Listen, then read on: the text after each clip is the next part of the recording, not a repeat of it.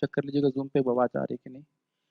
हम लोग भगवद गीता के 15वें अध्याय पुरुषोत्तम योग से तीसरे और चौथे श्लोक को देखेंगे।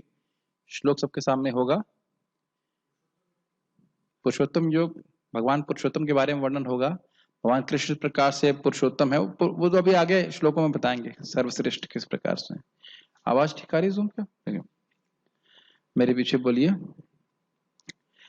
नारूपमस्येह ततोपलभ्यते। माइक बोलिए। नान्तो न चादिर्न च संप्रतिष्ठा। तो चारिर्न संप्रतिष्ठा।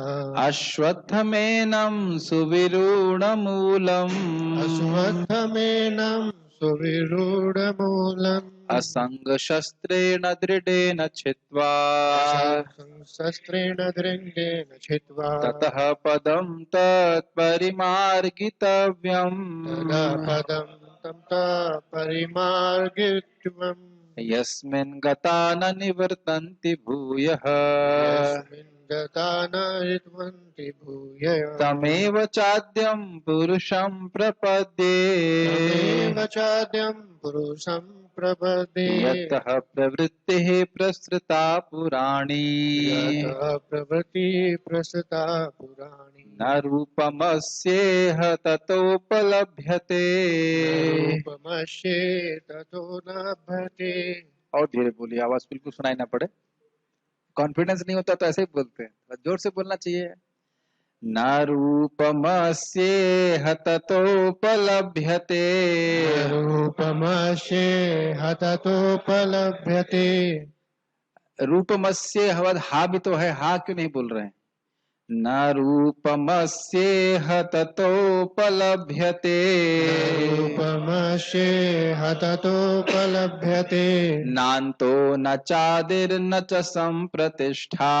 नान्तो न चादिर्न च प्रतिष्ठा। अश्वत्थमेनं सुविरूढमूलम्। अश्वत्थमेनं सुविरूढमूलम्। असङ्गशस्त्रेण दृढेन छित्त्वा। शस्त्रेण दृढेन छित्त्वा। ततः पदं तत्परिमार्गितव्यम्। ततः पदं तत्परिमार्गितव्यम्। नित्यम कहाँ से आ गया? ततः पदं तत्परिमार्गितव्यम्। ततः पदं तं तत्परिमार्गितव्यम्। यस्मिन् गता न निवर्तन्ति भूयः। गता न निवर्तन्ति भूयः। तमेव चाद्यं पुरुषं प्रपद्ये। तमेव चाद्यं पुरुषं प्रपदे। यतः प्रवृत्तिः प्रसृता पुराणी। यतः प्रवृत्ति प्रसिता पुराणी। एक वक्त बोलिए।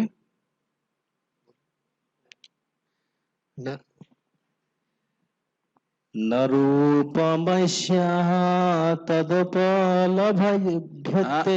न रूपमस्येह ततोपलभ्यते।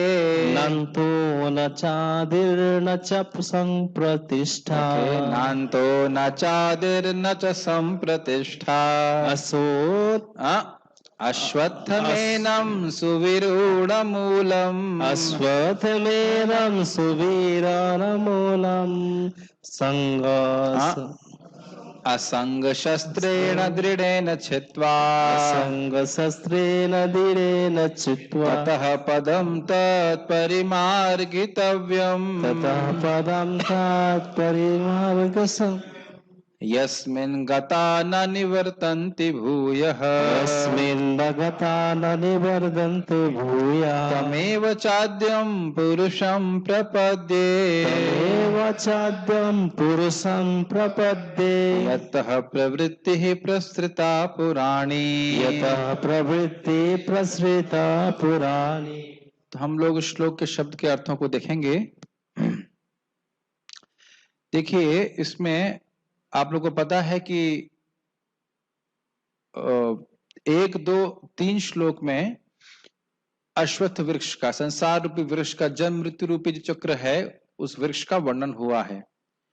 तो वही तीसरे श्लोक में वर्णन हुआ है और उसके बाद चौथे श्लोक में ये वर्णन हुआ है कैसे उससे हम निवृत्त हो सकते हैं। तो पहले शब्द यहां देखेंगे, न रूपम अस्यह ततोपलभ्यते। इस वृक्ष का रूप नहीं दिखता है। न रूपम अस्य, अस्य मतलब इस वृक्ष का, यह मतलब इस जगत में, तथा उपलभ्यते, इस वृक्ष का रूप दिखाई नहीं पड़ता है इस जगत में। दिखता है? नहीं दिखता है। अच्छा, न अंत दिखता है, न अंतो न चा आदिर न च संप्रतिष्ठा।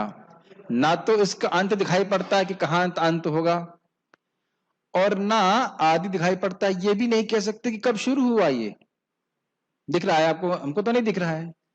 न च संप्रतिष्ठा, यह भी नहीं दिखाई पड़ता है कि वृक्ष का आधार क्या है।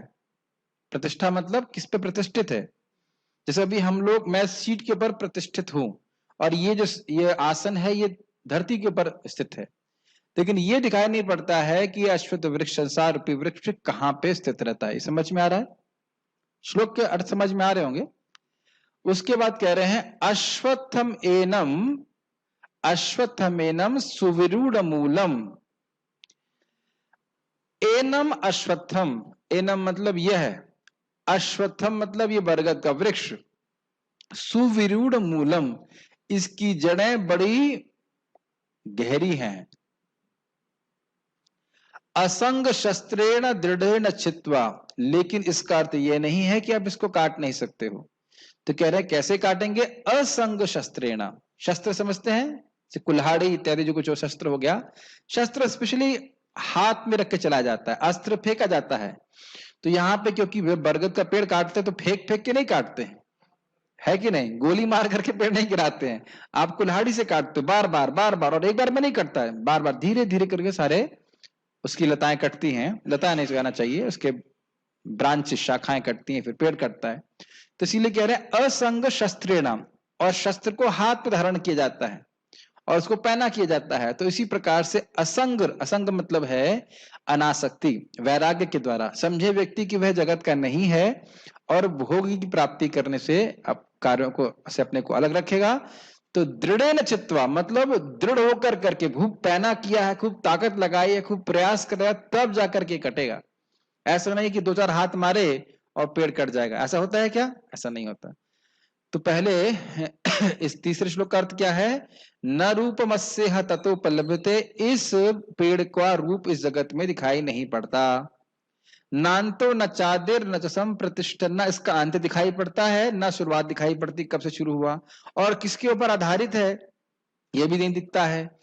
अश्वत्थमेनम सुविरूढ़ मूलम, मतलब ये जो अश्वत्थ का वृक्ष है, बरगद का वृक्ष है संसार रूपी, ये इसकी जड़ें बड़ी गंभीर हैं, बड़ी गहरी हैं। इस कारण से असंग शस्त्रेण दृढ़ेन चित्वा, बहुत दृढ़ता से अनासक्ति के द्वारा, वैराग्य के द्वारा इसको काटो। यही तो आपको समझ में आया था ना। वेद का अर्थ क्या है? जो व्यक्ति समझ रहा है इस वृक्ष को, इस संसार रूपी वृक्ष को, और उसको काटता है, जानता है कि उसको काटना है, इस जगत को बंधे नहीं रहना है, वही व्यक्ति वेद को जानने वाला है। याद आ रहा है ना? सब बातें बताई गई थी पहले दूसरे श्लोक में बताया था। अच्छा, अब काटेंगे के बाद क्या करना है? तो कह रहे हैं ततः पदम, उस पद को, उस स्थान को ढूंढना है। तत्परिमार्गितव्यम, ततः पदम तत्परिमार्गितव्यम, उस पद को ढूंढना है उस आध्यात्मिक जगत को ढूंढना है, और वहां का रास्ता ढूंढना है। मार्ग समझते हैं आप? मार्ग मतलब रास्ता। तत्परिमार्गितव्यम मतलब अन्वेषण करना है, ढूंढना है कि मैं उस आध्यात्मिक जगत को कैसे पहुंचूं। इस संसार से तो अपना कनेक्शन काटना है, लेकिन आध्यात्मिक जगत में मैं कैसे पहुंचूं यह भी सीखना है। यस्मिन गता न निवर्तन्ति भूयः, भूय का मतलब होता है दोबारा। वहां जाकर के वैसे स्थान को ढूंढना है जहां जाकर के व्यक्ति दोबारा ना आए। अब इसको समझ लेना चाहिए कि यह ब्रह्मलोक नहीं है। ब्रह्मलोक में भी जिन लोगों की कुछ भौतिक इच्छाएं रहती हैं उनको वापस नीचे आना पड़ता है। तो यानी कि ये ब्रह्मलोक तक ये रूल्ड आउट हो गया। समझ में आ रहा है?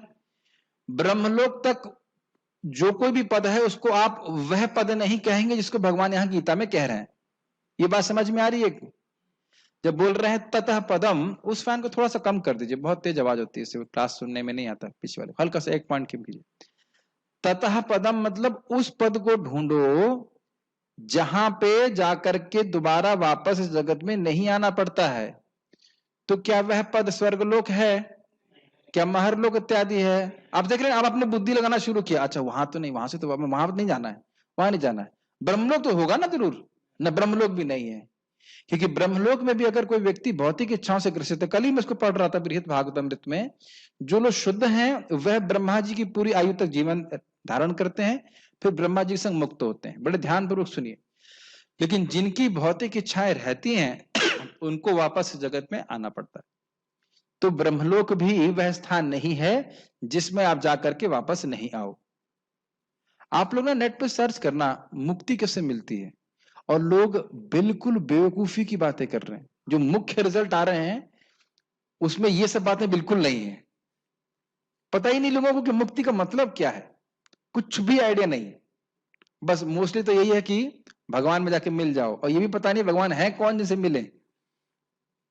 तो खैर यहां हमको एकदम सूर्य के प्रकाश की तरह भगवत गीता के द्वारा प्राप्त हो रहा है। समझ में आ रहा है? समझ में आ रहा है? संसार से तो कटना है, संसार को छोड़ना है, लेकिन उस स्थान को भी देखना है जहां जाकर के हमें वापस इस जगत में नहीं आना पड़े। समझ में आया? और उसके लिए क्या करना पड़ेगा? तमेव चाद्यम, तमेव चाद्यम पुरुषम प्रपद्ये। उसके लिए एव मतलब उसके लिए ये करना ही पड़ेगा कि आद्यम पुरुषम प्रपद्ये, जो आदि पुरुष हैं जिनसे पूरा जगत आया है उनकी शरण में जाना पड़ेगा। वो आदि पुरुष कौन है? गोविंदम आदि पुरुषम तमहम भजाम। एकदम क्लियर है, एकदम क्लियर है। कोई कहे नहीं, देखो कृष्ण कह रहे हैं तमेव चाद्यम पुरुषम, उस पुरुष की शरण में जाना है जो आदि पुरुष है। लेकिन वो आदि पुरुष कौन है? वो स्वयं कृष्ण गोविंद है, कोई और व्यक्ति नहीं है। ये खाली कहने की भगवान की शैली है, वो और कोई व्यक्ति नहीं है। वो कौन है? आदि पुरुष, वो भगवान कृष्ण है। उनका लक्षण बता रहे हैं, यतः प्रवृत्ति प्रस्थिता पुराणी। प्रवृत्ति मतलब पूरा जगत, संपूर्ण जगत उनसे ही आया है। तो इसको तो भगवान ने 10th अध्याय में पहले बता दिया है कि अहम सर्वस्य प्रभु। तो वो कोई जो आदि पुरुष है कोई और नहीं है, वो गोविंद है, कृष्ण है, उनकी शरण में जाना है। समझ में आया? सेकंड श्लोक। इन 4th श्लोक का अर्थ ये है कि आसक्त हो, अनासक्त के द्वारा, अनासक्ति के द्वारा इस जगत से अपने संबंध को काटना है, और फिर क्या करना है? ढूंढना है वह स्थान जहां जाकर दोबारा व्यक्ति नहीं आए। और टीका में बताया गया ढूंढने का अर्थ है भगवान के भक्तों से श्रवण करना। ठीक। और अब पहुंच, चलो मान भी लिया कि हाँ भाई भगवान के धाम जाना है, तो पहुंचेंगे कैसे? तो कहते हैं उसके लिए क्या करना पड़ेगा? उन आदि पुरुष भगवान की शरण में जाना पड़ेगा। और वो आदि पुरुष भगवान कैसे हैं? जिनसे सारा जगत आता है। समझ में आ गया? ठीक। इस वृक्ष के वास्तविक स्वरूप का अनुभव इस जगत में नहीं किया जा सकता।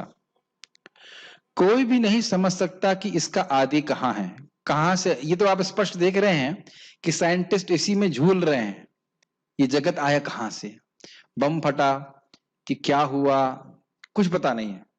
हम लोग को आसानी से पता है क्योंकि हम भगवत गीता सुनते हैं, लेकिन सामान्य व्यक्ति को ये जानकारी बिल्कुल नहीं है, या असामान्य व्यक्ति को भी, वैज्ञानिकों को भी पता नहीं कि जगत आया कहां से, और यह भी पता नहीं कि आया क्यों है।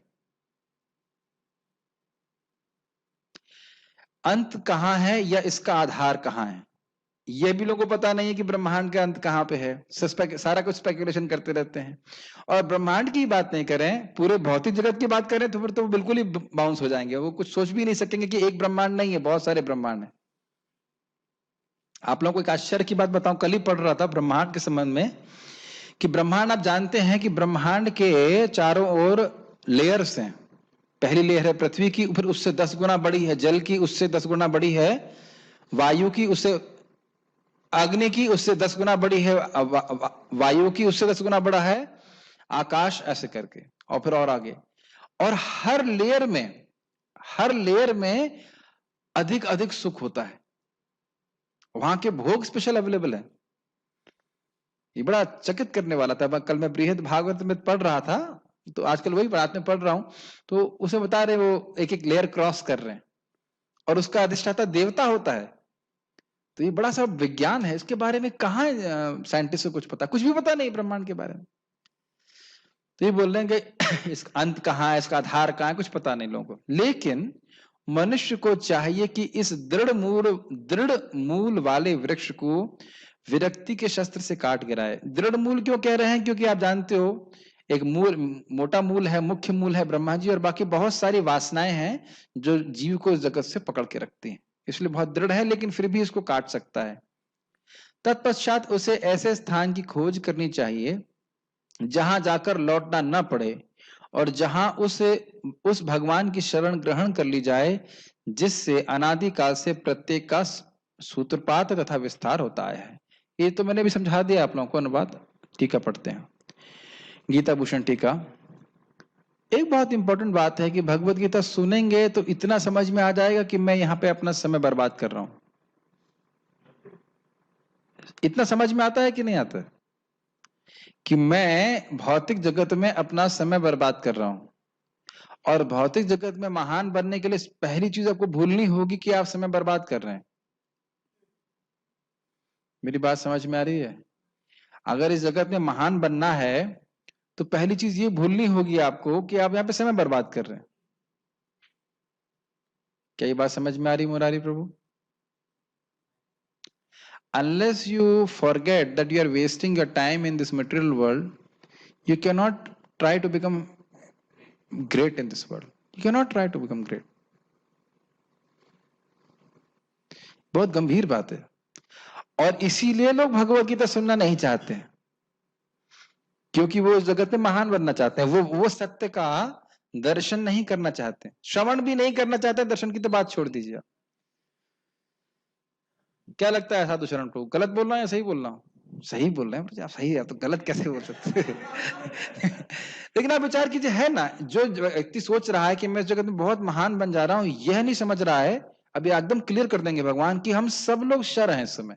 हमारे शरीर लगातार परिवर्तित हो रहे, चाहे कितने बड़े हीरो हो इस जगत में, कितना भी बड़े हीरो हो, हमारा शरीर हर क्षण परिवर्तित हो रहा है। एक भी आदमी को दिखा दीजिए नहीं हो रहा। ब्रह्मलोक तक सबका शरीर परिवर्तन हो रहा है, तो हम हीरो कहां बने? और हमको यह भी पता नहीं कि मरने के बाद हम कहां जा रहे हैं, हीरो कहां बने, और यह भी पता नहीं कि कब मरने वाले हैं। तो ये सारी बातें सोचता नहीं है। लेकिन अगर भगवत गीता हम सुनते हैं तो हम सोचने पर जरूर विचार करें कि इस जगत में हमें एक ही उद्देश्य है, इस जगत का, किसे बाहर निकले। जैसे टॉयलेट का एक ही उद्देश्य होता है कि काम करो और बाहर निकलो यहां से। गीता भूषण टीका। यह पेड़ जिसकी जड़ ऊपर की ओर है और शाखाएं नीचे की दिशा में, जिसका मैंने अभी वर्णन किया है, उसको इस जगत में नहीं देखा जाता। दिख रहा है आपको पेड़ कहीं दिख रहा है ऐसा जो ऊपर जा रहा हो नीचे आ रहा हो? तो आप समझ रहे हैं कि जब तक कोई व्यक्ति भगवत गीता नहीं पढ़ेगा उसे समझ में नहीं आएगा। इसके विनाश के साधन को नहीं देखा जा पाता है, अर्थात ये समझ नहीं आता है कि भौतिक इच्छाओं के जाल को कैसे काटा जाए। ये बहुत सुंदर बात। ना अंत मतलब समझ रहे हैं भाई, ये वृक्ष क्या था, ये वासनाएं थी, ये सब जड़ है। तो लोगों को अब यह भी समझ में नहीं आता है कि इन भौतिक इच्छाओं को समाप्त कैसे करें। अब भी तो आप देखेंगे कि इच्छाओं को समाप्त करने का प्रश्न ही नहीं उठता है। अगर यह भी प्रश्न उठे कि भौतिक इच्छाओं को कैसे समाप्त करें, तब भी व्यक्ति को उत्तर नहीं मिलेगा। मेरी बातें समझ में आ रही हैं? भोग की इच्छाओं को कैसे हटाएं, यह प्रश्न कोई कदाचित कर दे तो भी उत्तर नहीं प्राप्त होगा। लेकिन कठिनाई यह है कि भोग की इच्छाओं को समाप्त करना कैसे है, यह प्रश्न भी नहीं उठ रहा है। केवल भोग में व्यक्ति पड़ा हुआ है। इसीलिए कह रहे हैं कि इन इच्छाओं के जाल को काटना, इस वृक्ष का अंत कहां है, किसी को समझ नहीं आ रहा है। Does it make sense? ठीक है, बहुत गंभीर टीका है। इस पेड़ का स्रोत भी दिखाई नहीं देता, अर्थात कहां से और किस कारण से यह प्रकट हुआ है, ये पेड़ प्रकट हुआ, यह भी समझ में नहीं आता। मतलब मेरे हृदय में ये भोग की वासना कब से जागृत हुई है, यह भी समझ में नहीं आ रहा। ये बिल्कुल वैसा ही जैसे आजकल कोरोना हो जाता है, पता ही नहीं चलता क्या ये दिख रहा है, ये दिख रहा है कि बुखार हो गया है, खांसी आ रही है, सब कुछ हो गया है, लेकिन कॉन्ट्रैक्ट ट्रेसिंग नहीं हो पाती। कहां से कौन पकड़ा, तूने दिया मेरे को, तू आया था मेरे रूम पे, नहीं तुमने दिया था, ऐसा हम बोल सकते हैं। लेकिन जरूरी नहीं कि उसी व्यक्ति ने आपको कोरोना दिया, ऐसा हम बोल सकते हैं। इस जगत में भी हम देखते हैं कि बीमारी हो जाती, समझ में नहीं आता कहां से है। तो हम सब लोग अपने शरीर को देख रहे हैं और ये प्रमाण है कि हमारी भोग की इच्छा है। आप ये नहीं कह सकते प्रभु जी मैं मुक्त हूं भोग की इच्छा से, कोई नहीं, आपका शरीर दिख रहा है। आपका मैंने मतलब मेरा भी, ऐसा नहीं है। ये जो ये दिख रहा है शरीर, इसका मतलब क्या है, हमारी भोग की इच्छा थी इसीलिए शरीर दिया गया है। प्राइमा फेसी एविडेंस, समझ रहे हैं कि नहीं समझ में आ रहा है? अगर भोग की इच्छा नहीं होती तो ये शरीर दिया ही नहीं जाता। ये भोग प्राप्त करने के लिए ही शरीर दिया गया है। इसकी व्याख्या भी आगे के श्लोक में दी गई है, तो इसे घबराने की जरूरत नहीं है। लेकिन ये एकदम प्रमाण है, प्रस्तुत प्रमाण है, प्रकट प्रमाण है कि जीव भोग की इच्छा करना चाहता है, तभी उसे भौतिक शरीर दिया गया है। नहीं तो क्या जीव को भौतिक शरीर की आवश्यकता है? क्या उत्तर है? एक ही भक्त बोल रहे, बाकी लोग कुछ सोच रहे हैं। बिल्कुल बिल्कुल जरूरत नहीं है, और बाकी लोग चाहते हैं नहीं, बिल्कुल जरूरत नहीं है। लेकिन जैसे क्रिमिनल को, सामान्य व्यक्ति को जेल में जाने की जरूरत है क्या? नहीं, बिल्कुल नहीं है। लेकिन कोई उसने महत्वपूर्ण काम किया है तभी तो जेल में भेजा गया है। जेल में भेजा गया है मतलब कोई महान काम किया है। तो क्या है, भोग वांछा करे, कृष्ण भूलिया जीव भोग वांछा करे, निकटस्थ माया तारे झापट या दरे, सीधी सीधी बात है। लेकिन ये समझ में नहीं आता है कि इच्छाएं शुरू कब से हुई। इसका आश्रय भी अनुभव गम्य नहीं है, अर्थात किसका आश्रय लेकर इसकी सत्ता बनी हुई है। मतलब ये चलो कहाँ कैसे खत्म करेंगे समझ नहीं आ रहा है, कहां से शुरुआत हुई समझ में नहीं आ रहा है, लेकिन इसका आधार क्या है, कहां से निकल निकल कर भौतिक इच्छाएं आ रही हैं समझ में नहीं आ रहा। अब भी बड़ी सुंदर लाइन है, बहुत गंभीर है, बहुत ज्यादा गंभीर है, इसे कैच करने का प्रयास कीजिए। अपितु बस यही समझ में आता है कि मैं मनुष्य हूं, यज्ञदत्त का बेटा हूं, देवदत्त का पिता हूं। मैं अपने कर्म इस पहचान के अनुसार करता हूं और उनके अनुसार सुख या दुख भोगता हूं। मैं इस प्रांत में रहता हूं और यह मेरा गांव है। ये लाइनें बहुत गंभीर है, बहुत गंभीर है। देखने में बहुत सिंपल सी बात लग रही होगी, लेकिन गंभीरता इसकी कैच कर पा रहे हैं? बहुत गंभीर है। अगर हम भगवत गीता ना सुने तो क्या हम इसी प्रकार से नहीं सोचेंगे? मैं नॉर्थ इंडिया में हूं, मैं दक्षिण भारतीय हूं, मैं बिहार से हूं, बंगाल से हूं, उड़ीसा से हूं, अमेरिका से हूं, यहां से हूं, वहां से हूं। मैं ये हूं, जो मेरा शरीर दिख रहा है ये मैं वह हूं। क्या ये इस तरह से हम नहीं सोचते थे भक्ति में आने से पहले? क्या ये हमारा डिफॉल्ट मोड नहीं था? डिफॉल्ट मोड समझ रहे हैं? इसके अलावा और कोई तरीका नहीं सोचने का। और फिर हम क्या सोचेंगे, मैं इस फलाने व्यक्ति का बेटा हूं मेरे पिताजी कह रहे हैं इंजीनियर बन जाओ, इंजीनियर बन गए। फिर कह रहे हैं बेटा शादी कर लो, शादी भी कर ली। एक बच्चा तो होना ही चाहिए, तो एक बच्चा हो गया, एक से क्या होगा दूसरा भी कर लो, सोचता ये मर जाए तो ये भी कर लिया। और ऐसे करते फिर बच्चों की शादी भी करनी है, पढ़ाना है। ऐसे करते करते एक झूठी आइडेंटिटी को क्या कहेंगे, पहचान, एक झूठी पहचान को जीते जीते खत्म हो गए, फिर दूसरी झूठी पहचान शुरू हो गई, फिर वह समाप्त हुई, अगले जीवन में फिर एक झूठी पहचान शुरू हो गई। क्या इसकी गंभीरता को समझ पा रहे हैं आप?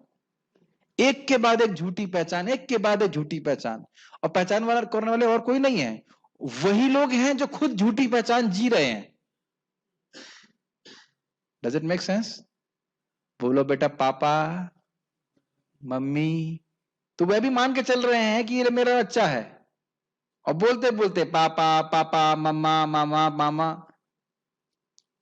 रामा नहीं बोलते, मामा बोलते है ना। राम बोलेंगे तो कम से कम उद्धार हो जाएगा। ये लाइन बहुत सिंपल लग रही है लेकिन बहुत गंभीर है। अगर भगवत गीता नहीं सुनेंगे तो इसी झूठी पहचान को अपने संग ढोते हुए जा रहे हैं, और ढोते हुए चले जाएंगे। मेरी बातें समझ में आ रही हैं? जैसे हमारे एक सुदामा प्रभु हैं, तो बोल रहे हैं मैं बहुत मेहनत कर रहा हूं, क्यों? क्योंकि मुझे अपनी लड़की की शादी करनी। यही बोले थे ना? बोले है ना? यही झूठ तो नहीं बोल रहा हूं ना? यही बोले थे ना आप कि बस मेरी लड़की की शादी करनी इसलिए मेहनत कर रहा हूं। हाँ ठीक है, इस जगत में रहते हुए जो हमारे कर्तव्य हैं हमें करने चाहिए, इसमें कोई दिक्कत नहीं है, लेकिन ये हमारी झूठी पहचान पर आधारित कर्तव्य हैं। ये बात समझ में आ रही है? लोग हजम नहीं कर पाते इस बात को। मैं आप ही की बात नहीं कर रहा हूं, दुनिया में सभी लोग इसी प्रकार सोचते हैं। ये मेरी लड़की है, वो देखें उस लड़की को या उस लड़के को या जिसके बारे में चिंता 24 घंटे कर रहे हैं, उसको जिंदगी में कभी एक बार भी देखे हैं क्या? अपने आप को एक बार भी देखे हैं? लेकिन इसी झूठी पहचान को ढोते हुए व्यक्ति जिंदगी भर चलता रहता है। इसीलिए तो भजन नहीं करते, इसीलिए तो भजन नहीं हो रहा है, इसीलिए 16 माला करना बड़ा भारी लगता है लोगों को, जो लोग नहीं कर रहे हैं, क्योंकि झूठी पहचान में जीते रहना चाहते हैं। जो व्यक्ति समझ गया मैं शरीर नहीं हूं, वह कोई भी क्या कहेंगे उसको मूल्य दे करके इस झूठी पहचान से बाहर निकलने के लिए सोचेगा। Does it make sense? और वो हमें बहुत बड़ी मूल्य नहीं देना है। श्रील प्रभुपाद जी ने बहुत सिंपल तरह से बताया, 16 माला का जप करो, हरे कृष्ण मंत्र का पूरे दिन में दौड़ तोड़ करके, ऐसे तो बोले ना, आधा माला इधर आधा माला उधर, ऐसे तो ऐसे बोलते, कैसे बोलते हैं मुझे प्रभुपाद जी करने के लिए? एक बढ़िया से माला करने के लिए बोलते, तब धीरे धीरे करके जब रगड़ के जप होगा बढ़िया से, तब जाकर के बुद्धि धीरे धीरे चमकेगी, कॉन्शियसनेस क्लियर होगी, तब ये बातें समझ में आएंगी। ये ना, ये मैं इस पे बोलने के लिए सोच रहा था। ये लाइन बहुत सिंपल सी लग रही है, लेकिन यही झूठी पहचान हम ढोते चले जाते हैं। और झूठी पहचान का लावा कौन चढ़ाता है हमारे पर? जो खुद इस प्रकार के लाभे को ढोले हुए हैं। जहां लड़का भक्ति करने लगाए, तुमको भक्ति करने के लिए भेजा था कि इंजीनियरिंग करने भेजा था? बस यही रहता है। पढ़े लिखे होकर के भी आप भगवान में विश्वास करते हैं? हम लोगों को बोला गया था, हमारे एक काइस तो कर, तुम मांस नहीं खाते हो, शर्म नहीं आती? मैं कहा धन्य है आप। आपसे बड़ा सीरियसली बोल रहा था। मैं हॉस्टल में बैठा था, हम तो वेजिटेरियन चीज खा रहे थे। काइस तो कर तुम लोग तो मांस नहीं खाते, मांस छोड़ दे, क्या कहेंगे लोग? मैं झूठ नहीं बोल रहा हूं, एकदम एकदम कन्विंस होकर बंदा बोल रहा था इस प्रकार से। उसका नाम भी मेरे कर्मी नाम के समान ही था, सेम। तो एकदम अधर्म में लोगों की मति भसी बिल्कुल पड़ी हुई है, क्योंकि यह है तो मतलब झूठी पहचान। और अगर व्यक्ति समझ जाए कि आप लोग कभी एक सुन तो करोड़ों बार चुके हो, लेकिन कभी विचार किया कि आप कृष्ण के हैं? इतनी जल्दी से बोल दे रहे हैं, लेकिन कभी विचार कीजिए कि हम कृष्ण के हैं, हमारे बाप कृष्ण हैं। ये हम कोई सड़ियल गड़ियल सड़ने वाले शरीर नहीं है जो हम इसमें फंसे हुए हैं, जिसमें हमें रोज टॉयलेट जाना पड़ता है। हमें भगवान के धाम जाना है, वहीं के व्यक्ति हैं, वहीं के व्यक्ति है, मतलब वही हमारा स्थान है। It is natural for us to go back to God. लेकिन अगर हम इस झूठी पहचान को ना ढोएं तो कई जन्मों में ढो लिया है और उसका पुरस्कार परितोषण ये शरीर प्राप्त हुआ, अब और नहीं ढोना हमको। क्योंकि ये बरगद का पेड़ समझ नहीं आता है और यह निरर्थक व्रतों और कर्मों का कारण स्वरूप है। इसलिए व्यक्ति को वैराग्य की कुल्हाड़ी से इसको काट देना चाहिए, जिसकी धार विवेक के अभ्यास द्वारा तेज की जाती। बहुत सुंदर लाइन है। देखिए, बरगद का पेड़ समझ नहीं आता, मतलब ये समझ में नहीं आता है कि भौतिक इच्छाएं कहां से आ रही हैं, और निरर्थक व्रतों और कर्मों का कारण स्वरूप होता है। क्या मतलब है? जब मैं सोच रहा हूं कि मैं शरीर हूं, तो शरीर को पुष्ट करने के लिए या शरीर को भोग उपलब्ध कराने के लिए मैं व्रत लेता हूं, मैं ये करूंगा जरूर। जैसे आज एक लड़के को मैं पूछ रहा था, मर्चेंट नेवी में काम करते हैं, मैंने कभी बहुत लंबे देर काम करना पड़ा, कहता 40 घंटे मैंने काम किया है एक दिन। 40 घंटे तो है ना, व्रत लिया होगा ना उसने कि मैं 40 घंटे खड़े होकर के अपने शिप को रिपेयर कराऊंगा। यही तो व्रत होता है। व्रत का मतलब क्या है? संकल्प लेके कर रहे हैं। आप में से 40 घंटे जब कौन किया है नॉन स्टॉप? मैं भी नहीं किया हूं। 4 घंटे, अच्छा 4 घंटे किए नॉन स्टॉप? 4 घंटे हम लोग नॉन स्टॉप जब नहीं किए हैं, लोग 40 घंटे खड़े होकर के काम करा रहे हैं। और कोई एक नहीं, कई कई से एग्जाम्पल हैं। कई कई डॉक्टर लोग 72 घंटे कॉफी पी पी करके ऑपरेशन करते रहते हैं। तो ये दिखा रहा है कि ये झूठी पहचान ही हमको कितना रगड़ती है। दिख रहा है कि नहीं दिख रहा? यही बात हम बोल रहे हैं। इसलिए क्यों जगत से आसक्त हूं, है कि नहीं? बाकी आप बताओ, हम ब्रह्मचारी लोग हैं या भक्त लोग समान आने जब भी घर में रह रहे हैं, भक्ति कर रहे हैं, क्या पत्थर तुड़वा रहे हैं भगवान, जरा बताइए। 16 माला का जप करो, 4 नियम का पालन करो, भगवान का प्रसाद ग्रहण करो, अपनी असली पहचान के अनुसार जीवन जियो, कृष्ण के दास के रूप में भगवान के पास चले जाओ। लेकिन झूठी पहचान में कितनी मेहनत व्यक्ति कर रहा है बताइए। नहीं समझ में आ रही बात? ठीक है, अब इसको कैसे काटना है? कुल्हाड़ी को यदि आप कुल्हाड़ी से पेड़ काटना चाहते हैं तो क्या केवल कुल्हाड़ी की आवश्यकता है या कुछ और भी चाहिए? उसमें धार भी लगानी होती है। और क्या चाहिए? चलाने वाला, तो ऑब्वियसली चलाने वाला चाहिए, लेकिन कहने का अर्थ यह है कि कुल्हाड़ी से आपको धार लगा करके बार बार वार करना पड़ता है, ताकत लगानी है, एक के बाद भड़ भड़ भड़ भड़। यानी कि आपने एक बार सुन लिया, अच्छा हम शरीर नहीं आता, हम प्रभु समझ में आ गया, अब मैं कभी गीता क्लास में नहीं आऊंगा, समझ में आ गया मुझे ना। क्लास के बाहर निकलते ही सारी धार फुस हो जाती है, इसलिए फिर लगाना पड़ता है धार। समझ में आ रहा है? सारी पहचान फिर झूठी हो जाएगी, यहां जितना सत्य सुना है वो सब जाके झूठ हो जाता है। तो फिर वही सुनो, अभ्यास, बार बार अभ्यास करेगा तब समझ में आएगा। देखते सब बातें क्यों बोल रहे हैं? भक्ति भी हम झूठी पहचान के अनुसार करना चालू कर सकते हैं कि हम हरे कृष्ण मंत्र जपें और हमें कुछ भौतिक प्राप्त हो जाए, ये हम प्रचार करें तो हम इस जगत में बहुत प्रसिद्ध बन जाएं। यानी भौतिक कारणों के लिए भी असली कार्य झूठे कारणों के लिए करना शुरू कर सकते हैं। Does it make sense? समझ रहे हैं? मैं बहुत महान भक्त के रूप में जाना जाऊं तो इन दोषों को भी हमें काटना है। ये सब हमें जगत में फंसाने वाले व्यक्ति। भक्ति कर रहे हैं ताकि भगवान के चरणों में शुद्ध प्रेम प्राप्त हो, भगवान के धाम की प्राप्ति हो। एकदम क्लियर रहना चाहिए, और क्लियर रहता नहीं है। ऐसा मत सोचिएगा कि नहीं सुनेंगे तो बस क्लियर रहेगा, समझ में आ गया प्रभु जी, मुझे सब दिव्य चक्षु से दिख रहा है, आपको बताने की जरूरत नहीं है। ऐसा नहीं है। नहीं तो क्यों लोग भक्ति छोड़ रहे हैं? क्यों 16 माला नहीं कर पा रहे हैं? कितने लोगों में प्रीचिंग किया, क्यों ड्रॉप हो रहे हैं लोग? क्योंकि अभी भी वैराग्य रूपी कुल्हाड़ी पहनी नहीं की है। इसलिए श्रवण के द्वारा व्यक्ति को समझना चाहिए। ठीक है। विवेक का क्या अर्थ है? विवेक का यहां अर्थ है वस्तुओं का यथावत ज्ञान, जो YouTube में, टीवी के द्वारा, मेरे तो ये लिखा हुआ है, आपके क्या लिखा हुआ है, जो भक्तों के संग से प्राप्त होता है। ऐसा नहीं खाली YouTube के चैनल देख देख करके हम सबको समझ लेंगे। भक्तों का संग चाहिए जिसमें हम इस विवेक का अभ्यास कर सकें। यथावत मतलब ये जगत सुखमय नहीं है, मेरा यहां पे समय बहुत लंबा नहीं है, कभी कभी लगता है टाइम पास नहीं हो रहा है। टाइम हम पास हो रहे हैं, समझना चाहिए। टाइम कभी पास नहीं होता, टाइम तो वैसे ही रहता है। हम पास हो रहे हैं, बहुत समय नहीं लगेगा। अगर सामान्य तरह से मरे भी, मृत्यु पास आने में बहुत समय लगने वाला।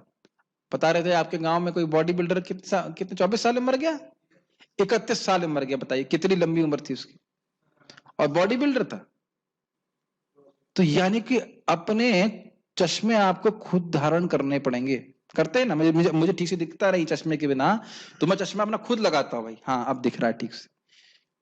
हर व्यक्ति को यह विवेक डेवलप करना पड़ेगा कि ना तो मेरा धन, ना पत्नी, ना फॉलोअर्स, ना कोई भी व्यक्ति मुझे मृत्यु से नहीं बचा सकता है।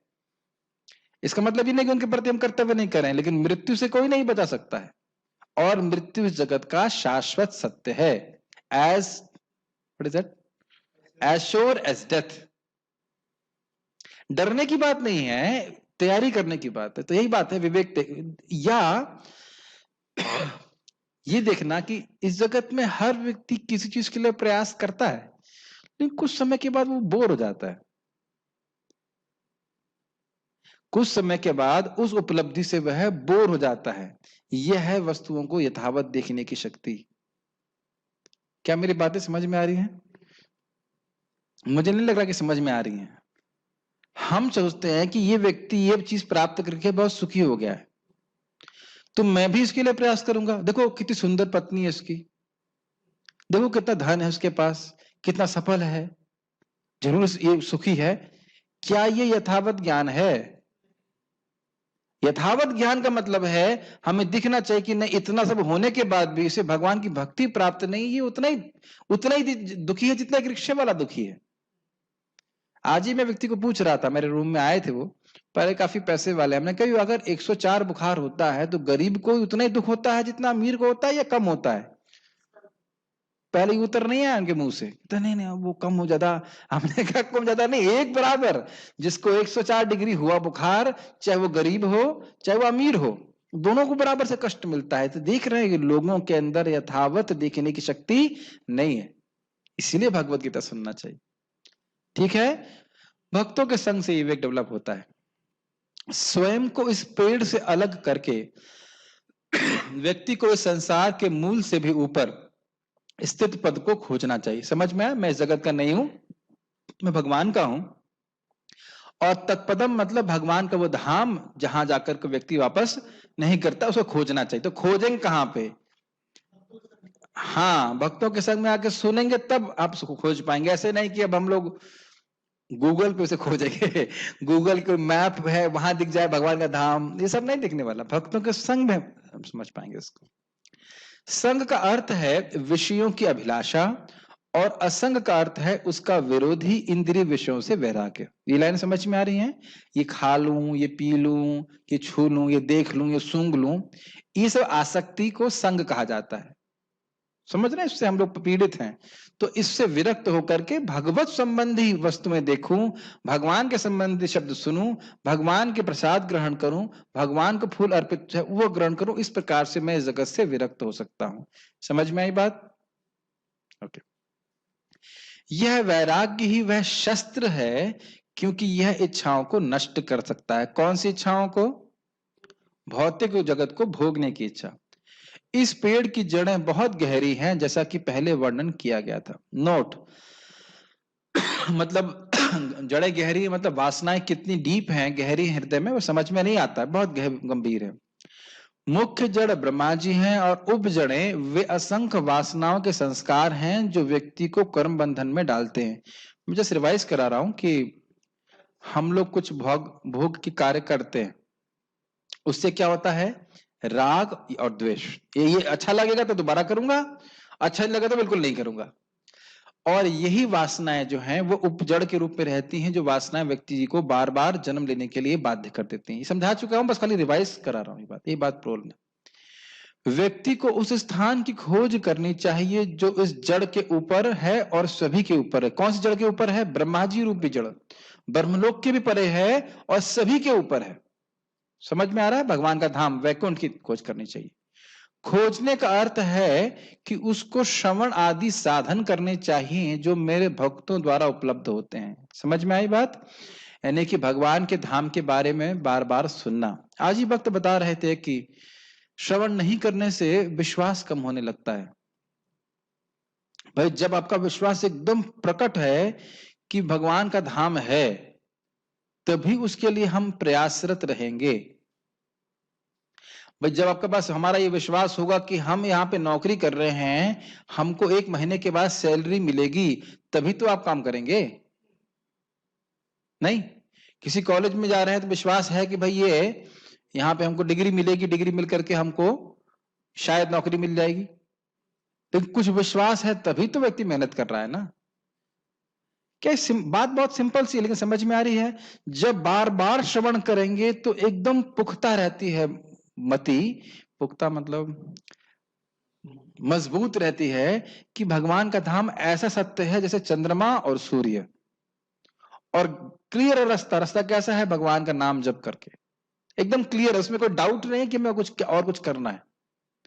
लेकिन श्रवण नहीं होगा तो धीरे धीरे करके लगेगा ये जगत इतना बुरा तो नहीं है, या अब एक जन्म में थोड़ा कोई भगवान के धाम जा सकता है, अब अगले जन्म में अभी हम नहीं जा सकते। प्रभु जी हम तो बहुत पतित हैं, हम नहीं जा सकते। ऐसा करते हैं लोग, छोड़ देते हैं इस प्रयास को। और अद्भुत बात है कि इतनी पिटाई होने के बाद भी कन्विंस नहीं है। कितना दुख है, प्रैक्टिकली मुझे तो रोज दवा खानी पड़ती है, चाहे होम्योपैथिक हो चाहे आयुर्वेदिक हो, सुबह ये खाता हूँ, शाम को वो खाता हूँ, डिनर लंच सब कुछ ना कुछ रोज दवा खानी ही पड़ती रहती, हर दिन कुछ ना कुछ बीमारी रहती, और फिर भी हम समझ नहीं पा रहे कि यहाँ सुखी हैं हम लोग। वह पद कैसा है? साधना के द्वारा उसको प्राप्त करके व्यक्ति उसको नहीं त्यागता है, स्वर्ग की भांति में नीचे नहीं गिरता है। समझ में आया? यस्मिन गताना निवर्तन्ति भूयः, वहां जाने के बाद वापस इस जगत में नहीं आना पड़ता है। तो अब ये प्रश्न मुझसे कभी मत करना, प्रभु जी तो हम पहले कैसे आए वहां से, अगर पहले आए तो अब हम दोबारा वहां से फिर गिर सकते हैं। यह सब प्रश्न निरर्थक है। जब भगवान बोल रहे हैं कि एक बार वहां पे चले गए तो वापस नहीं आएंगे, इसका क्या मतलब है? वापस कभी नहीं आएंगे। इस पे हम विचार करें तो व्यक्ति बहुत बुद्धिमान बन जाएगा कि मुझे थोड़ी सी मेहनत करनी है, भगवान का नाम जप करना, वह भी अगर सुबह उठ जाए तो बड़ी आसानी से हो जाता है, और उसके बदले में मुझे शाश्वत स्थान की प्राप्ति होगी, तो मैं क्यों ना करूं, क्यों ना करूं। महाराज बड़ा अच्छा बोलते, कहते हैं महाराज श्री परम पूज्य राधा गोविंद महाराज कहते हैं कि लोगों को डिमांड करना चाहिए कि मैं मानव हूं, मुझे जप करने का मौका दीजिए, समय दीजिए, ये मेरा अधिकार है, और इसके लिए कोई लड़ाई नहीं है। कोई लड़ाई है? कभी किसी मंदिर में झगड़ा हुआ, प्रभु जी मेरे को जप करने को नहीं दे रहे हैं, देखिए कभी किसी ब्रह्मचारी के बीच में झगड़ा हुआ है? कहीं झगड़ा हुआ? कभी सुने इस कौन में झगड़ा हुआ दो भक्त के बीच में, जप नहीं करने दे रहे, मेरे को जप नहीं करने दे रहे? कोई झगड़ा नहीं इसके ऊपर, नहीं करने दे रहे, कोई बात नहीं, अगले जन्म में रोज। कोई झगड़ा हुआ कभी? कभी सुने आप परशुराम, कभी सुने आप कि जप नहीं करने दे रहे झगड़ा हो रहा? कभी कोई झगड़ा नहीं होगा। प्रसाद के लिए झगड़ा होगा, सबके लिए झगड़ा, जप के लिए तपस्या के लिए कोई झगड़ा नहीं। ठीक है ना? तो भगवान कह रहे हैं कि श्रवण के माध्यम से, क्या आप में से अभी कोई ब्रह्मलोक होके आया है? आप समझ में आया मैं क्या कह रहा हूं? ना आप ब्रह्मलोक होके आए, ना कल आप स्वर्गलोक में थे, है कि नहीं? कोई तो हम अभी इस जीवन में देख नहीं रहे हैं, यानी श्रवण के माध्यम से हम खोज रहे हैं कौन सा स्थान पक्का है। क्या बात समझ में आई नहीं आई? जैसे एयरपोर्ट में भी आप जानकारी रखते हो ना, ये फ्लाइट यहां जाएगी, वो स्थान वहां का है, यहाँ स्थान, तो खोजते हैं, भले उस स्थान पे गए नहीं, उस स्थान पे ज्यादा के नहीं खोजते हैं, यहीं बैठे बैठे खोज लेते हैं, हाँ इसका ये गुण है, इसका वो गुण है। उसी तरह शास्त्र के माध्यम से हम सुनते हैं, हाँ ब्रह्मलोक से भी गिरना पड़ता है, तो हमें ब्रह्मलोक जाने की भी इच्छा नहीं करनी चाहिए, क्योंकि हरे कृष्ण मंत्र आपको वहां भी लेकर चला जाएगा। आप ऐसा मत सोचिए, हरे कृष्ण मंत्र वैकुंठ भी ले जा सकता है, अगर आप ब्रह्मलोक जाना चाहते हैं, स्वर्ग जाना चाहते हैं, तो वहां पे भी लेके जा सकता है। समझ में आ रहा है खोजने का मतलब? शानू प्रभु, खोजने का मतलब क्या है जरा बताइए, खोज के बताइए, क्या है मतलब खोजने का? माइक पे बताइए, खोजने का मतलब क्या है? अब जाएंगे स्वर्ग लोग ढूंढेंगे, खोजेंगे, ऐसा करेंगे?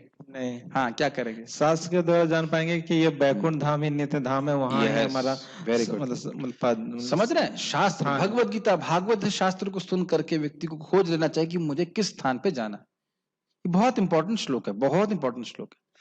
अब उस स्थान को खोजने का साधन बताया जा रहा है। मैं उस व्यक्ति की शरण ले रहा हूं जो सभी कारणों के कारण है। कौन है वो? भगवान कृष्ण। और उस पर रिसर्च करनी हमको, ब्रह्मा जी ने रिसर्च पहले ही करी हुई है, खाली ढूंढ से सुन लेना है। और जिनसे बहुत समय पहले ये ब्रह्मांड प्रकट हुआ था, कितने पहले प्रकट हुआ है? अभी 50 साल के हो गए ब्रह्मा जी, तो 50 साल पहले ही ब्रह्मांड प्रकट हुआ था। ना ब्रह्मांड अनादिकाल से नहीं है, मैं इस ब्रह्मांड की बात कर रहा हूं। ये ब्रह्मांड जो है ब्रह्मा जी के 50 साल पहले आया था। अर्थ यह है कि उस स्थान को खोजने का साधन श्रवण आदि भक्ति के साधन है, और भगवान की शरणागति है जिसका वर्णन अभी किया गया था। मतलब भगवान के धाम के बारे में सुनना और फिर भगवान की भक्ति करना, उनकी शरणागति को स्वीकार करके व्यक्ति भगवान के धाम जा सकता है। वह व्यक्ति जो इस ब्रह्मांड का कारण है और जिसकी शरण में जाने से संसार नष्ट हो जाता है, वह मैं कृष्ण हूं, इसको पहले ही कहा जा चुका है। समझ में आ रहा है? वो आदि पुरुष जो है वो कोई और नहीं है, वो भगवान कृष्ण ही है। उसके बारे में ये मत सोचिएगा कि भगवान कृष्ण किसी थर्ड व्यक्ति को बोल रहे हैं कि उस व्यक्ति की शरण में जाओ। ये व्यक्ति कौन है? भगवान कृष्ण। और इसको वो कोटेशन दे रहे हैं, अहम सर्वस्य प्रभवो मत्तः सर्वं प्रवर्तते इति मत्वा भजन्ते मां बुधा भाव समन्विताः। मैं समस्त आध्यात्मिक तथा भौतिक जगतों का कारण हूँ। प्रत्येक वस्तु मुझसे ही उद्भूत है। जो बुद्धिमान ये भली भांति जानते हैं वे मेरी प्रेम भक्ति में लगते हैं तथा हृदय से पूरी तरह मेरी पूजा में तत्पर होते हैं। इसको हल्का मत लीजिएगा, ये बहुत महत्वपूर्ण श्लोक है। कन्विंस रहना है कि कृष्ण ही भगवान है और उनकी ही सेवा करके मुझे सब सदगति प्राप्त होगी। सदगति क्या है? उनके चरणों की प्राप्ति, और नहीं तो कोई तरीका नहीं है माया से मुक्त होने के लिए। पहला पॉइंट 10.8 मतलब पॉजिटिव अन्वय, कृष्ण का भजन करूंगा तो उनकी प्राप्ति करूंगा। और दूसरा, ये जो भी श्लोक बोलने वाले हैं, कृष्ण का भजन नहीं करूंगा तो किसी तरह से प्राप्ति नहीं होगी, किसी तरह से माया से मुक्त नहीं हो सकता। इसलिए बोल रहे हैं देवीशा गुणमयी मम माया दुरत्यया माम एव ये प्रपद्यन्ते माया में ताम तरन्ति ते। 7वें अध्याय के श्लोक है। प्रकृति के 3 गुणों वाली इस मेरी दैवी शक्ति को पार कर पाना कठिन है। कौन बोल रहा है? जब भगवान बोल रहे हैं देन ही मीन्स इट।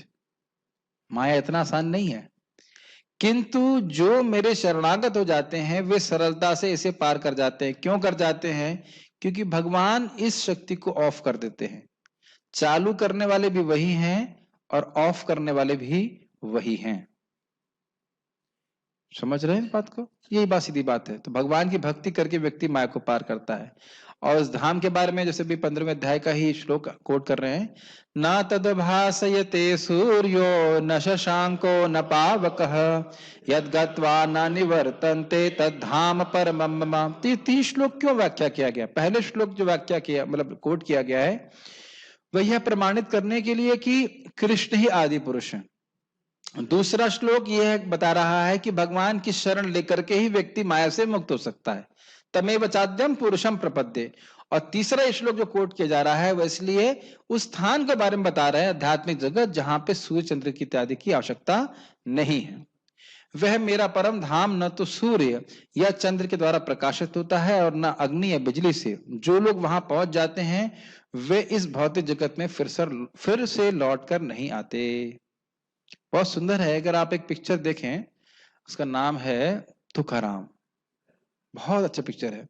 और तुकाराम जब भगवान के धाम जा रहे होते हैं तो गाते गाते बोलते हैं कि हम अब दोबारा कभी नहीं मिलेंगे। अपने गांव वालों को बोलते हैं, बड़ा अच्छा लगता है, हम अब दोबारा कभी नहीं मिलेंगे। मैं ऐसे स्थान पे जा रहा हूं जहां से मैं वापस कभी नहीं आऊंगा। अब मैंने सुना है इस प्रकार से कि जब वो जा रहे थे तो कह रहे थे कि अपनी पत्नी को कि तुम भी चलो, तो कहती ना मैं चली जाऊंगी तो मेरी भैंस का ध्यान कौन रखेगा? हाँ, बंगला। तो ये स्थिति है लोगों की, भैंस अटक गई रास्ते में बीच में।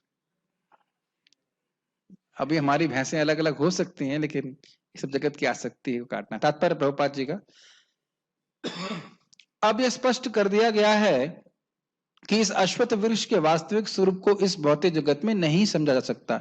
जिन चीजों की व्याख्या कर चुका उसको मैं नहीं करूंगा, समझ नहीं सकता, क्योंकि आप जानते ही हो लोगों को दिखता नहीं है।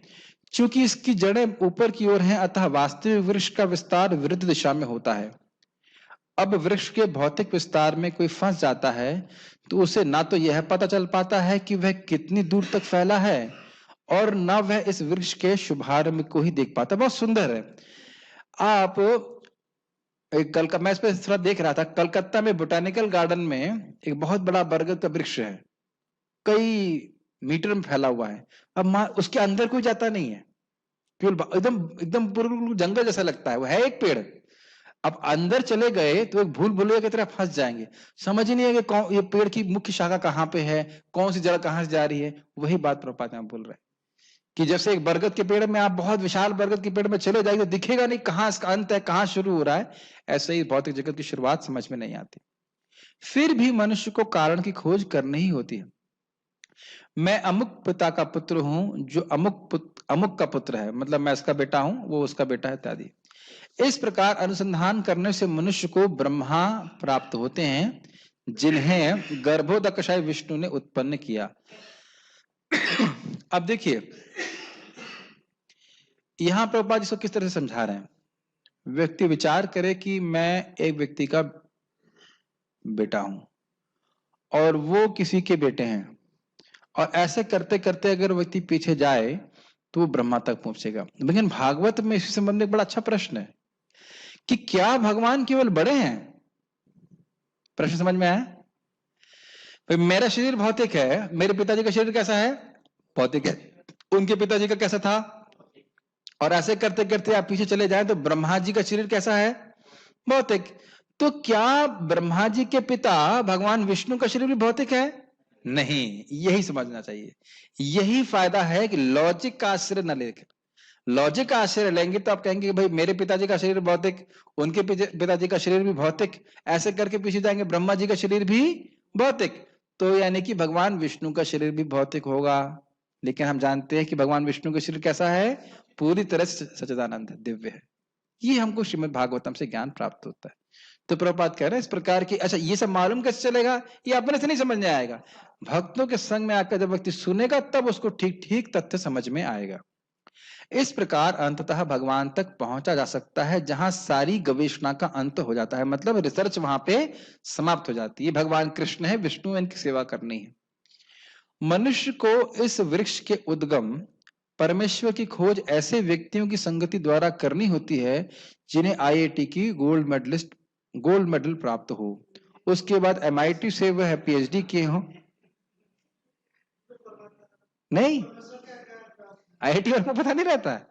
अच्छा अच्छा, तो ये भी एक बहुत बड़ी मिस्टेक करते हैं। मैं ऐसे ही मजाक नहीं कर रहा हूं, साइंटिस्ट पे कितना विश्वास करते हैं लोग। है वो तो एक कोशिका से हमारा पूरा जगत बन के आया है, ब्रह्मांड में विस्फोट हुआ था उससे सब कुछ बन गया है। तुम बैठे थे वहां पे विस्फोट कराने के लिए? सूर्य तो एटम बम फट रहे हैं इसलिए सूर्य से रोशनी आ रही है। बहुत कन्फ्यूज हैं लोग इस प्रकार से। इस प्रकार का ज्ञान जो है ये मूर्ख वैज्ञानिक नहीं दे सकते हैं। भगवान के बारे में उन्हीं से ज्ञान प्राप्त हो सकता है जिन्हें उस परमेश्वर का ज्ञान प्राप्त है। और कैसे प्राप्त होता है? एवं परंपरा प्राप्तम, परंपरा में जिसने ज्ञान प्राप्त किया है वही हमें भगवान के बारे में ठीक ठीक प्रमाणिक रूप से बता सकता है। इस प्रकार ज्ञान से मनुष्य धीरे धीरे वास्तविकता के इस छद्म प्रतिबिंब से विलग हो जाता है और संबंध विच्छेद होने पर वह वास्तव में मूल वृक्ष में स्थित हो जाता है। ये लाइन बहुत सुंदर है। जब हम बार बार निरंतर रोज भगवत गीता श्रीमद् भागवतम का श्रवण करते रहते हैं तो अब धीरे धीरे अपनी स्थिति इस जगत से अलग दिखने लगती। कई बातें समझ में आई? अभी क्या दिख रहा है? मैं देवदत्त हूं, यज्ञदत्त का बेटा हूं और उसका पिता हूं और मुझे ऐसे कार्य करने चाहिए। यह है झूठी पहचान। धीरे धीरे शास्त्र का श्रवण के द्वारा हमें समझ में लगता है नहीं, मैं भगवान का हूं और भगवान का ही हूं और मुझे भगवान की ही सेवा करनी चाहिए। Does it make sense? ये बात बोल रहे हैं। और मूल वृक्ष में स्थित हो जाता है मतलब भगवान की भक्ति में फिक्स हो जाता है। इस प्रसंग में असंग शब्द अत्यंत महत्वपूर्ण है क्योंकि विषय भोग की आसक्ति तथा भौतिक प्रकृति पर प्रभुता अत्यंत प्रबल होती है।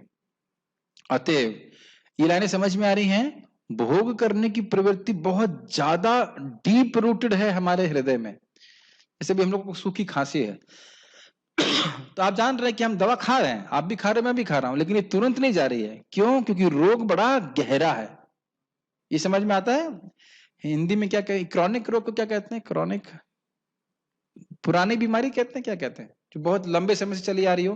किसी को मान लो कब्ज की बीमारी होती है या और कोई बीमारियां होती हैं, बहुत लंबे समय से आती हैं, उन्हें क्रॉनिक कहते हैं इंग्लिश में। हिंदी में क्या कहते हैं मुझे नहीं पता, भूल रहा हूं।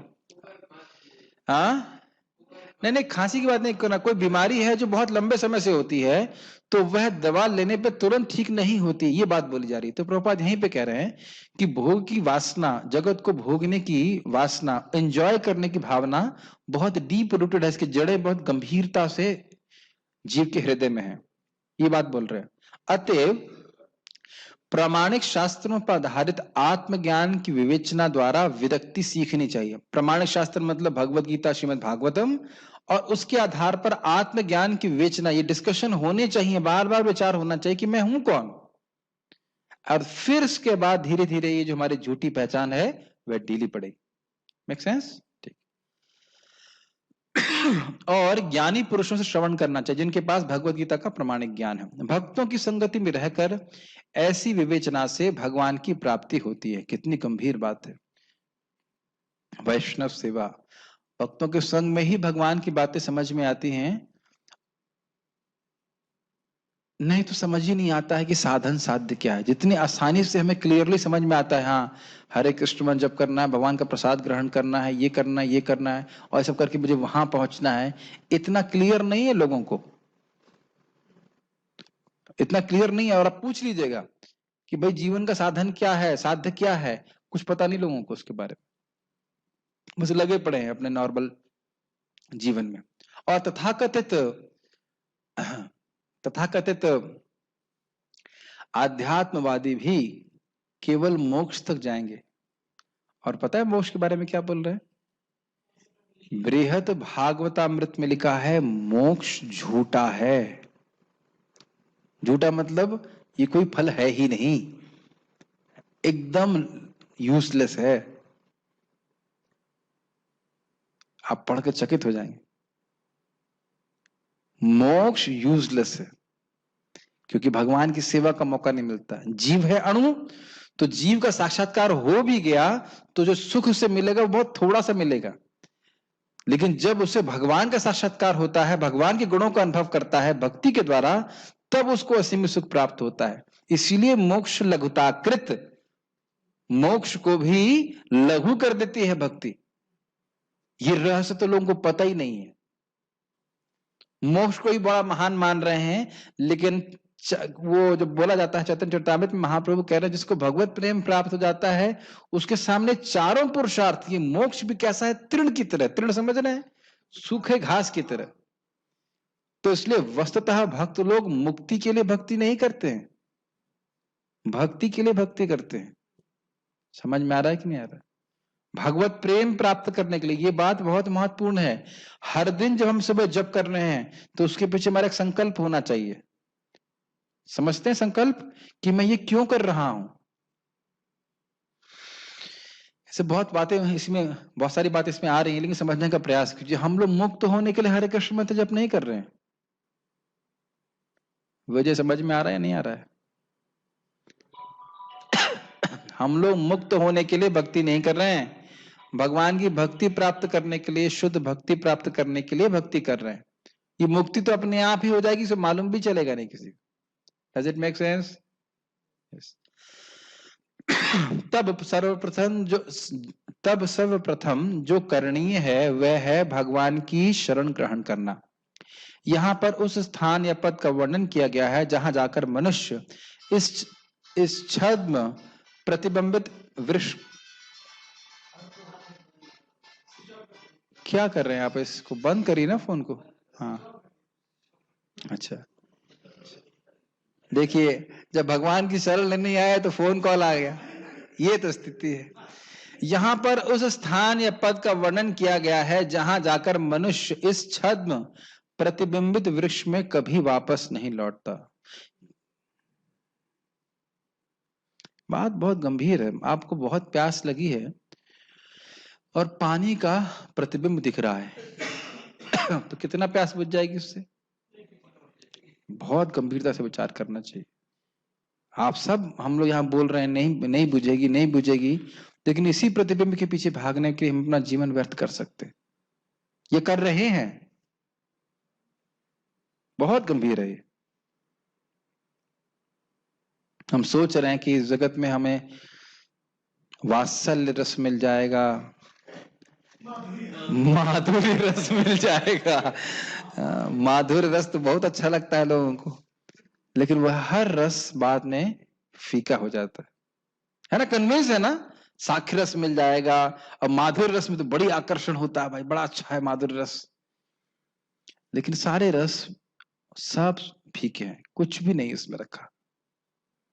इस जगत में प्रेम नहीं है। भगवान कृष्ण वह आदि मूल है जहां से प्रत्येक वस्तु निकली है। उस भगवान का अनुग्रह प्राप्त करने के लिए केवल उनकी शरण ग्रहण करनी होती है। बहुत सुंदर बात है, जो श्रवण कीर्तन आदि द्वारा भक्ति करने के फलस्वरूप प्राप्त होती है। बहुत सुंदर है। देखिए, अगर कहा जाए कि अनाज उगाना है तो किस लेबोरेटरी में अनाज उगा पाएंगे? आज तक किसी भी लेबोरेटरी में एक भी अनाज नहीं बनाया। तो पीएचडी करके भी व्यक्ति अनाज नहीं उगा सकता है, लेकिन एक गांव में अशिक्षित किसान भी टनों टन अनाज उगा सकता है। यानी कि अगर सही साधन का आश्रय लिया जाए तो व्यक्ति साध्य को प्राप्त कर सकता है। उसके लिए बहुत योग्यता की जरूरत नहीं है। मुरारी प्रभु समझ में आ रहा है? पता नहीं, कारवी तो आती नहीं मेरे को, समझ में नहीं आ रहा है। बुद्धिमान होने की जरूरत नहीं है, बस इतनी बुद्धि लगाने की जरूरत है कि किस साधन का मैं आश्रय लूं। क्या भाइयों मेरी बात समझ में आ रही है आपको? अगर आपने खेती करनी है तो क्या यहां पे खेती करेंगे रूम में? और आप जानते हैं कि अगर खेत में डाल दिया बीज तो बड़बड़ बड़बड़ उगता चला जाएगा। एक चींटी है, जिसे गंगा जी पार करना है तो चींटी तैर के तो कर नहीं सकती है, लेकिन अगर पुल बना दिया गया है तो चींटी भी धीरे धीरे करके पार कर जाएगी। मुझे समझ में आ रही बात? तो बहुत बुद्धिमान होने की जरूरत नहीं है, पर इतना बुद्धिमान होने की जरूरत है कि मुझे कृष्ण की शरण ग्रहण करनी है। और क्या करना है? भगवान के बारे में सुनना है, उनका प्रसाद ग्रहण करना है, नाम जप करना है, भगवान को प्रणाम करना। मन मना भव मद भक्तो मद्याजी माम कर नमस्कुरु। इसीलिए भगवान 2 बार बोले हैं कि पहले मान लो 9वां में भूल जाओ तो 18वें में मिल जाए, या 9वां पढ़ के कहे अब और नहीं पढ़ूंगा, बहुत हो गया गीता, तो कम से कम 9वां में समझ जाओगे। क्या विजय बात आपको समझ में आ रही है? क्या समझ में आ रहा है? भगवान की भक्ति करके, बहुत सिंपल प्रोसेस, हम बुद्धू से बुद्धू लोग भी भगवान के धाम पहुंच सकते हैं। साधु चरण प्रभु समझ में आ रहा है? ये सीधी बात है। और इस जगत में हमें कुछ नहीं करना है, जब तक है शरीर ठीक से चल जाए और थोड़ी जीभ चल जाए। हरे कृष्णा कृष्णा कृष्णा हरे हरे, हरे राम राम राम हरे हरे। बाकी इस जगत में हमें कुछ नहीं करना है, केवल ये शरीर ठीक से चल जाए, इतना चल जाए कि जीभ चलने लायक रहे, कान से भगवान के बारे में सुन सके, भगवान का प्रसाद ग्रहण कर सके, बस इतनी अकल हमारे पास होनी चाहिए, इतनी सुविधा होनी चाहिए, ब्रेन सब्सटेंस। बाकी इस जगत में कुछ नहीं करना है। वे ही भौतिक जगत के विस्तार के कारण हैं। कौन? भगवान कृष्ण। इसकी व्याख्या पहले ही स्वयं भगवान ने की है, अहम सर्वस्य प्रभवः, मैं प्रत्येक वस्तु का उद्गम हूं। अतएव इस भौतिक जीवन रूपी प्रबल अश्वत्थ के वृक्ष के बंधन से छूटने के लिए कृष्ण की कृष्ण की शरण ग्रहण करनी चाहिए। कृष्ण के शरण ग्रहण करने से मनुष्य स्वतः इस भौतिक विस्तार से विलग हो जाता है। इसका मतलब समझिए कि जो मैंने उदाहरण दिए थे इसीलिए दिए थे। चींटी है, पुल तो बनाती नहीं है, खाली पुल पे चलना है। कृष्ण भगवान ने सीधे सीधे तरीके बता दिए हैं, मेरा स्मरण करो, मेरा जप करो, मेरी भक्ति करो, मुझे प्रणाम करो, इसके द्वारा तुम बड़ी आसानी से वापस आ सकते हो। हमें अपना नया तरीका बनाने की कोई जरूरत नहीं है। ये भी बोलने की जरूरत नहीं तुम किसी की पूजा करो वहीं पहुंच जाओगे, ये सब बेवकूफी की बात है। सीधा सीधा गीता में लिखा है, कृष्ण भगवान के भजन करो, उनकी भक्ति करो और तुम भगवान के धाम चले जाओगे। तो हमने श्लोक में क्या सीखा कि इस जगत के रूप इस जगत में दिखता नहीं है, सॉरी इस वृक्ष का रूप इस जगत में दिखता नहीं है, इसका अंत नहीं दिखाई पड़ता कैसे समाप्त होगा, इसका आदि दिखाई नहीं पड़ता कहां से शुरू होता है, कहां इसका आधार है दिखता नहीं है। बहुत गंभीर, बहुत गहरा पेड़ है, लेकिन इसको वैराग्य से काटा जा सकता है। मतलब समझे व्यक्ति कि मैं जगत का नहीं हूं, मुझे भगवान के धाम जाना है और उस धाम की खोज करनी चाहिए भक्तों के संग में आकर के, प्रामाणिक शास्त्र से सुन करके। और वो स्थान वैकुंठ है जहां जाकर के व्यक्ति कभी वापस नहीं आता है। और कैसे जाएगा? उन भगवान कृष्ण की शरण लेकर के जो आदि पुरुष हैं, जगत के कारण है। कोई प्रश्न है किसी भक्त का तो मैं ले सकता हूं, या एनी कमेंट्स आर देयर? ये क्या है?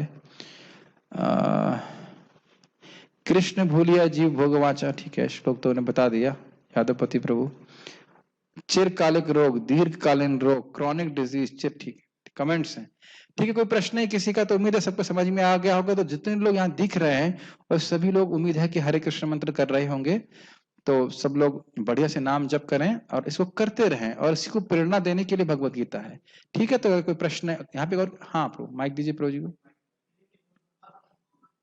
कोई बात नहीं। हरे कृष्ण प्रभु। हाँ, भक्ति चार समय गुरु महाराज जी से बार बार सुनाई देता है, उनकी क्लास में इन्होंने कहे थे कभी भी इस्कॉन को छोड़ के जाना मत। तो हम कहीं से और भी ज्यादा श्रील प्रभुपाद के संग में रहकर, इस्कॉन में रहकर आगे जा सकते भजन में। भक्तों के संग में रहिए। तो उसके बारे में थोड़ा आप बताइए, कहीं से हम और भी उत्साह मिल सकता है हमारा पास। उत्साहित भक्तों के संग रहिए, क्या दिक्कत है? दिक्कत क्या होता है कि बहुत बार उत्साहित भक्तों के संग रहने के बाद भी हम स्वयं उत्साहित नहीं रहते। देखिए, अगर प्रश्न ये है कि हम उत्साहित कैसे रहेंगे, तो व्यक्ति को व्यक्तिगत रूप से समझना होगा कि वो बीमार है। हर व्यक्ति को देखना पड़ेगा ये मेरा शरीर ही बीमारी है, समझ रहे हैं ना। दूसरा, इसमें इसके इलाज करने का दायित्व मेरा खुद का है, दूसरे का नहीं है। नहीं समझ में आ रहा? मैं बीमार हूं तो मैं ठीक हो जाऊं, इसका दायित्व किसका है भाई? मेरा खुद का है। तीसरा पॉइंट है कि जैसे पक्षी उड़ रहे हैं तो एक दूसरे को देखकर उत्साहित तो हो सकते हैं, लेकिन सबको अपने पंख स्वयं चलाने होते हैं। कोई एक दूसरे को ढो के कभी देखा है एक पक्षी दूसरे पक्षी को ढो रहा हो? तो हम एक दूसरे को उत्साहित कर सकते हैं कि हम जप कर रहे हैं तो दूसरा भक्त हाँ बड़े जप कर रहे हैं प्रभु जी, तो हम भी करें। लेकिन जप तो हमें स्वयं करना पड़ेगा। भगवत गीता को तो स्वयं पढ़ना पड़ेगा। आपने प्रयास किया कि आप यहाँ गीता क्लास में आए, अब हो सकता है आपके मित्र ना जाना चाहते हो, समझ रहे हैं? तो कुछ मायनों में हमें स्वार्थी होना पड़ेगा। स्वार्थी का मतलब समझ रहे हैं? अपने अर्थ को समझना। अब मेरा बगल वाला भक्त नहीं समझ रहा, या मेरी माँ नहीं समझ रही, या मेरे पिताजी नहीं समझ रहे हैं, इस जीवन के इससे मुझे कोई मतलब नहीं है। इसका अर्थ ये नहीं कि उनको बताएंगे नहीं, लेकिन मैं उनके लिए रुकने वाला नहीं। ये बातें समझ में आती हैं? ये लगता है ऐसा लगता है बहुत कठोर बोल रहे हैं। कठोर नहीं बोल रहे हैं। जो व्यक्ति अपना कल्याण स्वयं नहीं समझ पा रहा है उसको कितना हम बता सकते हैं, लेकिन उससे अपने को प्लानिंग स्वयं करनी पड़ेगी। कल मैं अपनी 16 माला जप कैसे पूर्ण करूंगा? हर व्यक्ति को प्लानिंग करनी होती है। समझ रहे ना मेरी बात? किसी की टांग में चोट लगी होगी, किसी को सर में दर्द होगा, किसी की हजार तरह की परेशानियां देने के लिए जगत है। जगत से में परेशानियां कभी रुकने वाली नहीं है, लेकिन स्वयं सोचना होगा कि मैं अपनी माला जप कैसे अच्छे से कर सकता हूं, कैसे मैं अपराधों से बचूं, किस प्रकार से मैं भक्ति में प्रगति कर सकूं। सारी चीजें बड़ी क्लियर हैं। अगर व्यक्ति जप कर रहा है अज्ञानाद अथवा ज्ञानाद उत्तम श्लोक नाम यत संकीर्तनम अघम पुंसो दहे दे दो यथानलः, इस प्रकार से अग्नि जलाती ही है, ऐसे जान अनजान कैसे भी नाम जप करे व्यक्ति के पाप ध्वस्त होते ही हैं। लेकिन करे तो सही। हर व्यक्ति समझता है कि सुबह उठ करके नाम जप करना आसान होता है, हर व्यक्ति सुबह उठता क्यों नहीं है? फिर तो उसका खुद का आलस है, तो त्यागना चाहिए। ये मैंने देखा भक्तों के संग में भी हमारा खुद का विवेक रहेगा, तब हम भक्ति ठीक से कर पाएंगे। आज मुझे बहुत अच्छा अनुभव हुआ। सुबह मैं उठा और सबको उठाने गया तो प्राय सब लोग उठ के जप करना शुरू कर दिए थे, हम चले गए। मुझे बहुत अच्छा लगा और मुझे लगता है आज मुझे किसी को उठाना नहीं पड़ा। मुझे बहुत प्रसन्नता हुई कि हमारे भक्त बड़े अच्छे से भक्ति कर रहे हैं।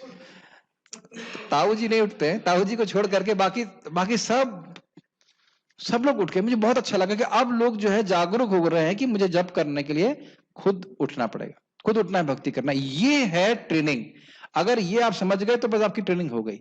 फिर आप अपने आप ही सोचेंगे कि हाँ मैं कैसे भक्ति में प्रगति कर सकता हूँ। अब किसी को मार मार कर गधे की तो उठाना पड़ रहा है, तो उसको कब तक उठाएंगे? वो नहीं, वो खुद समझ पा रहे ना मेरी बात? खुद समझना है कि मैं बहुत भयानक बीमारी से ग्रसित हूँ, अविद्या रूपी बीमारी से, और भक्ति के द्वारा मैं इसमें प्रगति के द्वारा ही इसको नष्ट कर सकता हूँ बीमारी को। ठीक है ना? तो जब व्यक्ति श्रवण करे तो उसके द्वारा अपने विवेक को स्थिर करे और फिर अपनी ही क्या कहते हैं उसको, जो एक्स है उसको धार तेज करे और फिर उस पर प्रहार करे। खुद ही फिर काटना है, अपना वृक्ष में स्वयं ही काटना है। उसके लिए भक्तों की मदद करते हैं। ठीक है?